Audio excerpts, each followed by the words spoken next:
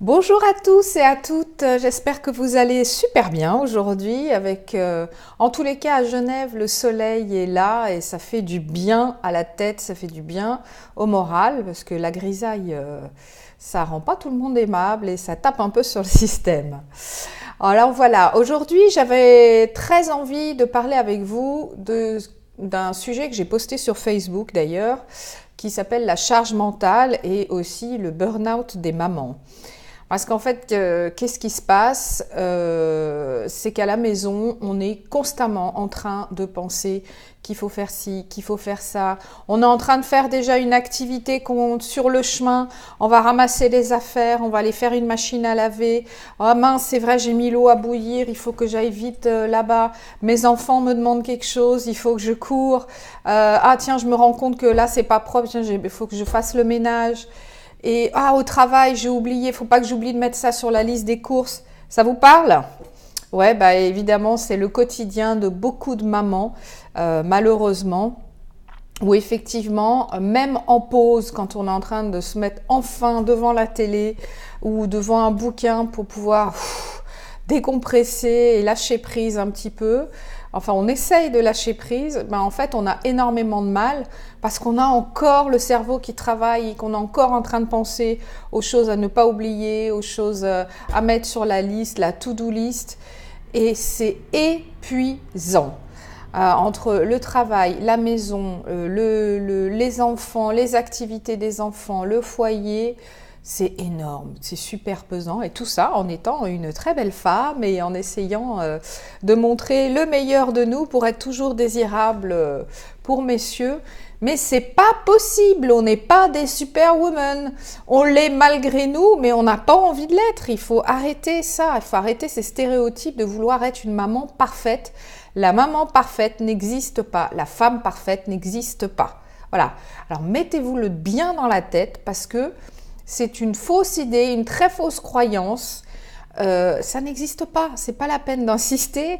Reposez-vous. Alors si vous êtes avec quelqu'un, vous devez apprendre à partager les tâches, à ne pas être dans le contrôle, parce qu'en fait, bien souvent, on se dit « oui, mais c'est plus vite si c'est moi qui fais », ou parce que monsieur, il dit « non, mais dis-moi, moi je suis prêt à t'aider, dis-moi ce qu'il faut faire ». Non, c'est pas ça nous aider.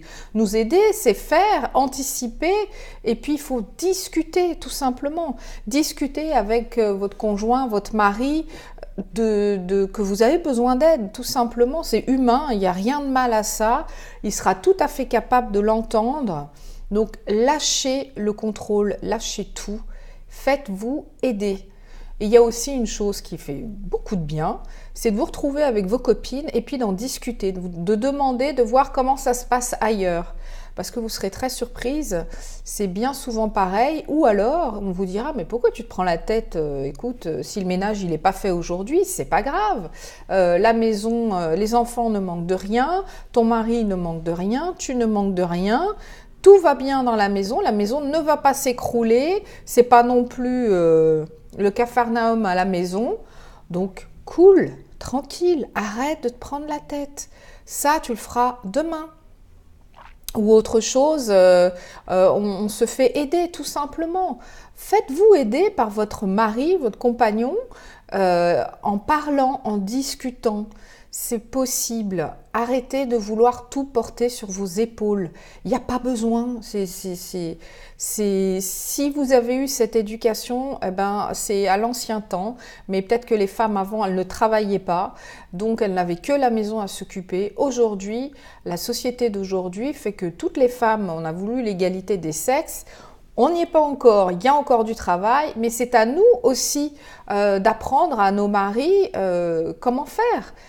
Et en lâchant prise et en leur disant « Stop, j'ai besoin d'aide, j'en peux plus, aide-moi, vraiment là j'ai besoin de toi. » Et puis si tu n'arrives pas à m'aider, on prend quelqu'un pour nous aider à la maison si vous en avez les moyens. Si vous n'avez pas les moyens, eh ben, il va falloir qu'ils mettent la main à la pâte et puis qu'ils vous donnent un coup de main. C'est humain, c'est normal, c'est pas mal de demander de l'aide. Au contraire, vous verrez que vous serez vraiment soulagé. Donc essayez de faire des petits pas, de faire des demandes, d'en parler en tête à tête, de vraiment en discuter. Parce qu'en fait, c'est la clé de tout en fait, hein. C'est la communication dans le couple. En règle générale, de toute façon, c'est la communication. Et puis exprimer vos besoins, exprimer que vous avez besoin d'aide, que vous êtes à bout, que vous êtes crevé. Et ça existe, le burn-out des mamans, ça existe. Il y en a qui arrêtent complètement de travailler et puis qui se retrouvent dans des situations vraiment difficiles parce qu'elles perdent leur emploi. Du coup, bah oui, parce que du coup à la maison, au travail, ça ne suit plus non plus, quoi. C'est de l'épuisement. Donc avant d'en arriver là, bah, essayez déjà d'en discuter autour de vous avec votre conjoint si vous n'en avez pas un. Et puis si vous êtes seul avec vos enfants, ne soyez pas si exigeant avec vous. Ça ne sert à rien. Faites-vous plaisir, dites-vous, bon, ça peut attendre demain, c'est pas grave, si le linge il n'est pas plié, demain ça attendra. D'accord? Alors, je vous remercie beaucoup de m'avoir écouté. J'espère que ça va vous aider pour avancer. Et je vous dis à très bientôt et je vous souhaite une magnifique journée. Au revoir!